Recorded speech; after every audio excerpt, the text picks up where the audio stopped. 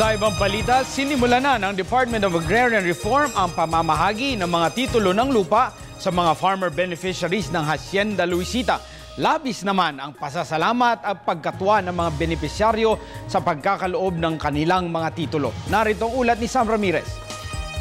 Panahon pa ng hapon, magsasaka na si Lola Benigna Manyalak, 84 years old, sa ngayoy Hacienda Luisita. Kaya naman naluha si Lola Benigna nang tinanggap niya ang titulo sa parte ng kanyang lupa.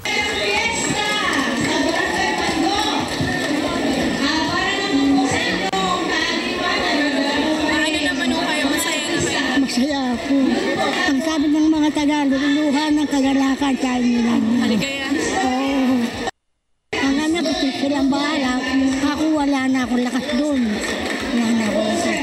Sila na lang. Kung buhay pa ako, kung gusto nila akong bigyan, nakakaya nila ako, hindi lang mababayaan. Dahil hindi na siya makapagtatrabaho, ipapamana niya na lang daw sa kanyang mga anak ang bahagi ng lupa niya.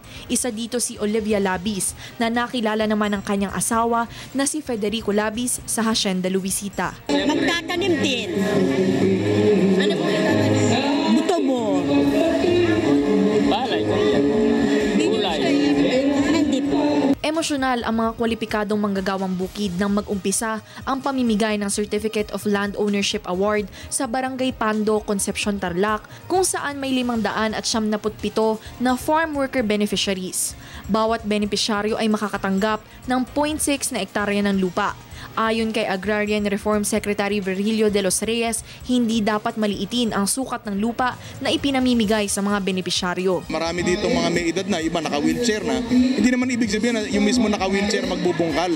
Ang pwede magbungkal doon ay yung kanyang mga kasama sa pamilya. Marami dito, 50% sa buong Hacienda Luisita ay pumili kung sino gusto nilang katabi. At yung mga katabi nila ay karaniwan ay kanilang mga kamag-anak. So may nakakabuo ng 3-4 hectares at yung buong magkakamag-anak na yun na magsasama-sama bubungkal. Nakatakda namang magbayad ng 75,000 pesos ang mga benepisyaryo ng Hacienda Luisita bilang amortisasyon. Ito kasi ay nakasaad sa Comprehensive Agrarian Reform Law. Ngunit maaari naman nila itong bayaran sa loob ng 30 taon. Nangako naman ang Department of Agrarian Reform na hindi dito titigil ang kanilang pagtulong upang umasenso ang mga magsasaka. Magsasagawa din sila ng iba't ibang seminar upang magbigay ng karagdagang kaalaman at maaari ding humiram ng pangkapital ang mga magsasaka sa kanila. Inaasahang tatagal ang pamimigay ng KLOA sa loob ng 3 linggo at matatapos ito sa ika-18 ng Oktubre. Laking pasasalamat naman ng mga magsasaka na sa wakas ay mapapasa kanila na ang lupaing inalagaan nila. Mabuti naman kung mabigyan kami ng pera sa dinaanan ng STEX para may pampunan na. Malaking nagpapasalamat kami sa kanila saka sa Panginoon. Maraming pong salamat sa mga bandito. Nag-uulat para sa Telebisyon ng Bayan, Sam Ramirez.